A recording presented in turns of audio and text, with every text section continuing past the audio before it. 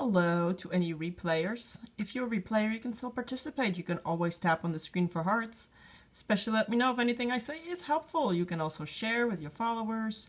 You can ask me questions on Twitter. So follow me on Twitter at joannazarach or Snapchat at joannazarach and ask away.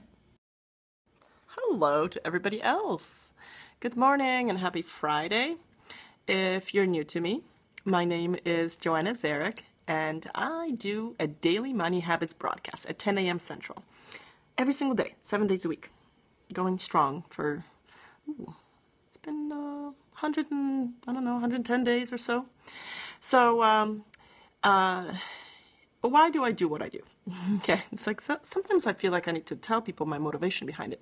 So for a very long time, I've had this feeling that how do I help other people with getting a money plan together, right? And I've taken a bunch of courses, I've looked into different professions, and nothing really exists in the space that I want to play in is to help people who have sort of conquered some of the obstacles in our lives, like, you've gotten to a certain point, yet you're still struggling financially.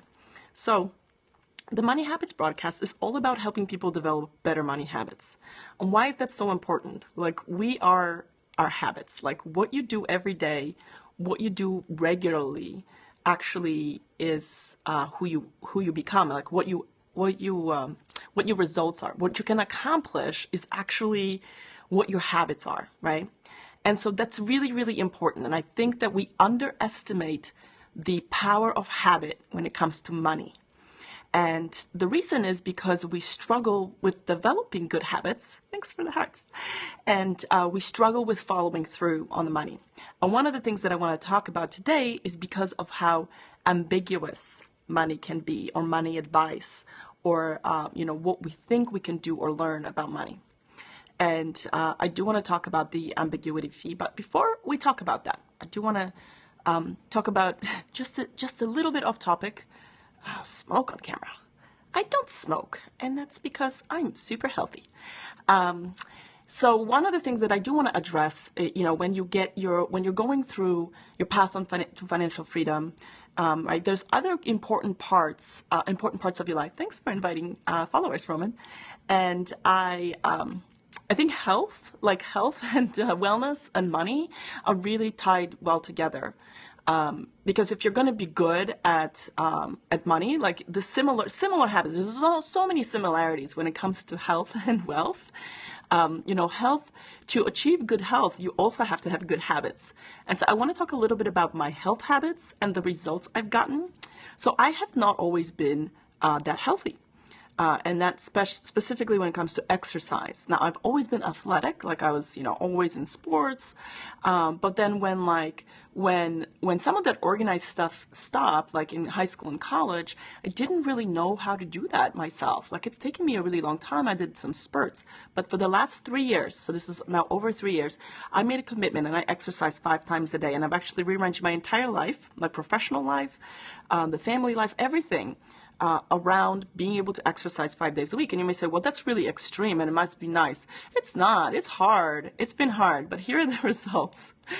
So the first year, after the first year of exercise, I actually had hugely dramatic, like the blood test that they do. My physiology changed so dramatically in the first year. It was just incredible. But since then, I've been getting, my tests, and so my cholesterol tests. And one of the things that it does is exercise really increases your good cholesterol.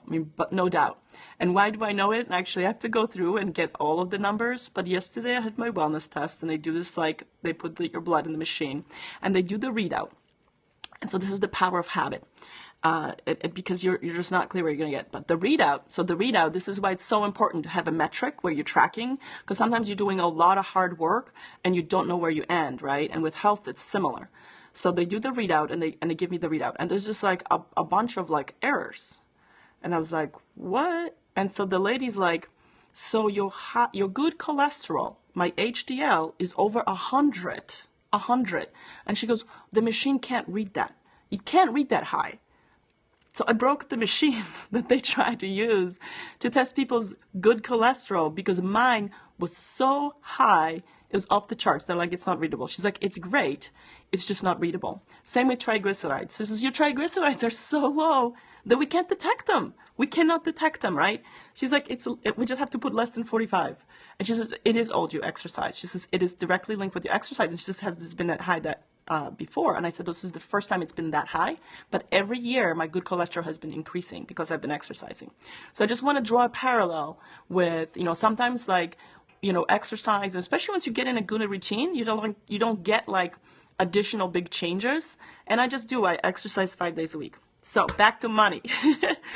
It is very similar. Like a lot of little things that you do with money, developing money habits, is a lot of hard work, and you don't see the results immediately.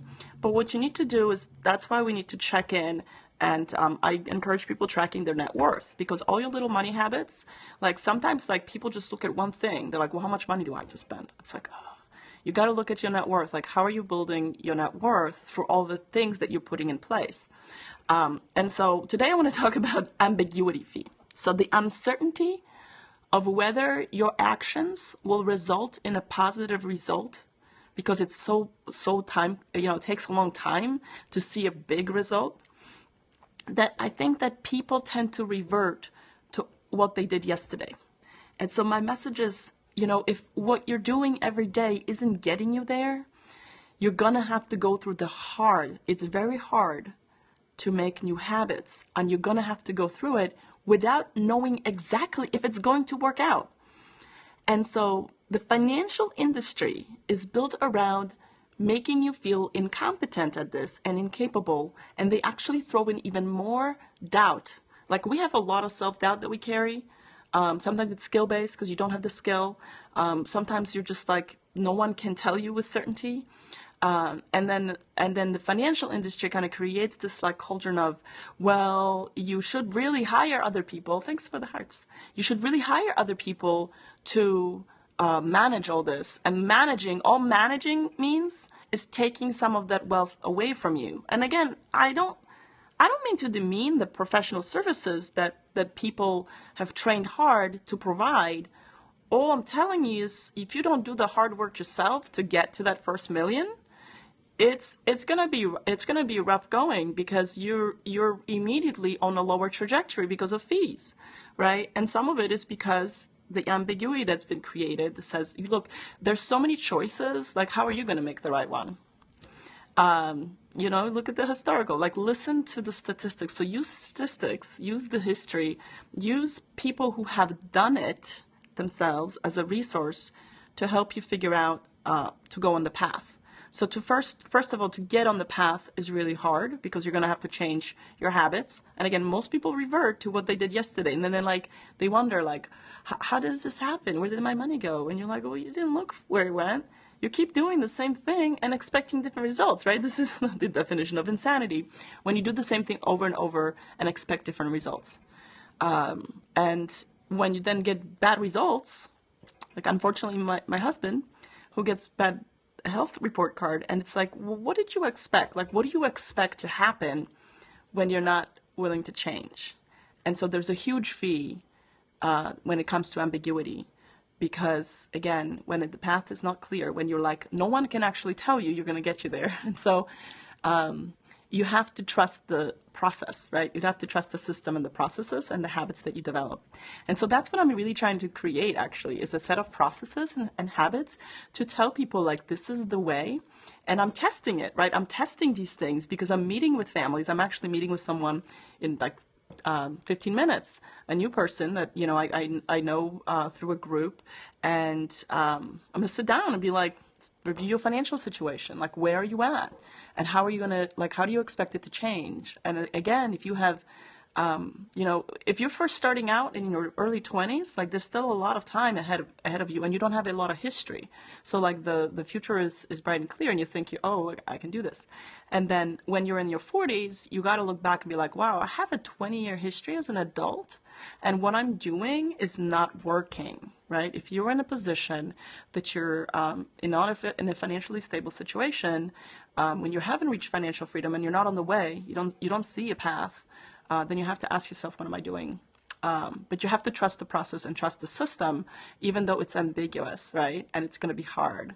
And I really appreciate anyone that takes the time to trust the process, to start doing things differently, and then kind of work with me, because I'm trying to get people to understand why is it such a struggle, right? And really simplify things for people when it comes to tracking, when it comes to lowering your expenses or increasing your income, right? To create the bigger buffer, and then to make sure that they're putting money in where it's gonna do their best, which means they get some tax breaks with the money they're saving, like a 401k, that they understand that like a match is not the only thing that should determine whether they have a 401k participation and just not doing it at all. This is a real example from this week. And then, and it's like people are not understanding it and they're listening to the noise and they're like, well, I'm not sure. So then they don't change when they're not sure. They just keep reverting to the same thing over and over. So if you want to change, know that it's hard. You have to trust the process and you have to put the ambiguity fee away and really, and really just like commit yourself, right? And then check in in a year, right? Write down for yourself, where were you, right? It's really important to capture that screenshot, right? We have a lot of live information, but start capturing the annual screenshots of your life, of your wellness, whether it's health, whether it's your wealth, your relationship. Like give yourself a scorecard. How are you doing against the things that really matter, that we know matter? Because you want to see progress. And if you're kind of stuck in the cycle and you look at your year and you look at where you were the year before and you go, wow, same exact place, same shit, different day, then that should be your call of action to make change, even when the future result is uncertain and the work in between is hard. Because I can tell you, now I have two places, right? Both my wealth building, my financial situation, but also my health, right? Like I'm nearly 40 and I'm in the best shape of my life, right? I mean, my body's older, so it's not as resilient, but my shape in terms of my fitness level is the highest it's been my entire life. And I used to run track, swim, cross country. I was on crew, like I was leveraging my youth in the past and my ability to push through, to do that, to have the athletic performance. And you can't count on that, right? You can't count on that. So I'm actually in better shape and better fitness and better, like probably my internal health, much better. Even though you're going, shit, this is a 40-year-old body and I've had kids. So it's like, yeah, it is what it is. But it doesn't mean like, when your body's a wreck, it doesn't mean you don't just give up. It's actually more incentive. Like when you're lower, when you're starting from behind, that should be more incentive to work even harder. So that's the message for today. There's a lot of ambiguity in your life, especially when it comes to finances. Make sure that it doesn't stop you. It doesn't stop you from changing your habits and from going to try different things, and know that it's going to be difficult and you're not going to see immediate results, just like you don't necessarily do with health. You may, like if you're really coming from behind, right? You can see a transformation. I think it's hard to maintain some of that after you see the initial things where you're like, oh, good, I got my spending under control. It's like, okay, but you're still in credit card debt and you still haven't contributed to your 401k, right? Like there's like the 10 things you need to do further and people get discouraged. And you just need to build on top of your success. But the ambiguity is always going to be there. And a lot of people will bring in ambiguity into your life when it comes to finances. And what I'm trying to bring is the other thing, is the certainty. I'm certain about certain things. There are things that I'm certain about. And I want you to also develop a confidence around it when it comes to finances, right? And so I want to answer those questions for people and I want to set them on the right path and then look back 5 years and go, wow, what a difference that's made. So thanks everyone for joining. Thanks Roman for the hearts. Appreciate it. Appreciate you being one of my, again, earliest people who've been listening to me and joining regularly. It means a lot, right? I really do appreciate it. And thanks for everybody joining, for listening. Like I said, if you're replaying and you want to reach out, Twitter, Snapchat, thank you. Thanks for that. And then, yeah, if you know people who are like, hey, I'm struggling, where do I start? And by the way, have more conversations with your friends and family about money, even if it's just small conversations. It doesn't have to be asking them how much, but like, what they do or what they can do. And then just, try to expand that conversation, because I think that's going to help a lot of people if we get a little bit more personal when it comes to money and have more conversation about it. It's one of the last taboo topics, and I think it's hurting people that we're not having those conversations. So I'll see you guys. Actually, I'll see you tonight. I'm going to be on at 5 p.m. Central Time. I'm going to talk about healthcare costs and the different healthcare accounts and the different, the impact, and even like thinking about healthcare if you're going to be a business owner. Like, I think healthcare costs are one of the largest places of stress, and I think so much uncertainty around it. So I want to break it down a little bit with all the knowledge that I've had and what I've paid for my health insurance myself in the past multiple times, and but I've had employee sponsored accounts, and I've had every single healthcare account. So I do want to talk to you guys about it. So that's my Money Matters at 5 p.m. Central Time tonight. I'm going to talk about it and hopefully help clear some of that stuff up, but also help you plan. Healthcare is a huge expenditure, lifetime expenditure, and so I think we need to allow for it. And it's a very important, right? Like for health and wellness, right? And money, it's a huge topic. So let's hopefully I'll see you then, and if not, I'll see you tomorrow, 10 a.m. Thanks a lot. Bye.